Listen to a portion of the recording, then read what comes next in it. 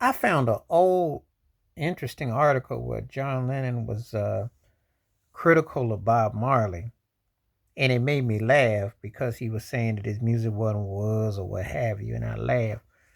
And I was trying to say, was he being a fan or was he being a musician or what was his critique? Because he did had admiration for him, and I had to think about it. Because keep it 100, John Lennon was great with the Beatles, but his solo career was hit and miss. He was not seeing Bob Marley going solo. And this is another thing, too.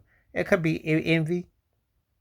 The Beatles are considered as a forefront as a band in pop music, but Bob Marley is considered the face of reggae. So if you're considered the face of a genre or style of music, you're a dominant figure. So it's kind of like a piece on a piece. It's kind of like if you're playing chess, two top pieces are looking to knock the other one off.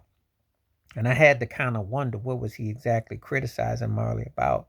Because Bob Marley's music evolved. It was about social change. It was about social evolution. It had musical textures and very versatile. You know, the thing about it is this, when we talk about reggae music, and also, but the Beatles did do an odd to Obe La Obe Ah. Remember that song that came on 68 was their reggae nod.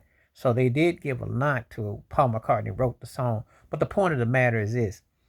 Um, and Lennon did co-write Fame with David Bowie. I say this to say because all the ingredients that were part of reggae music and popular music are all intertwined together. And that's one reason why I hate when people put labels and tones to label something and limit it. People act like ska and reggae try to musicality simplicity, but they don't understand that it takes a dynamic soul to get those notes together, to get those words together to become a revolutionary. And that's what Bob Marley did as a poet. And for every Imagine that John Lennon wrote, there's a lot of stuff that didn't hit. Bob Marley hit. Bob Marley's music endured. And all due respect to when John Lennon passed, it was the Beatles' work that people still go back to, not his solo career.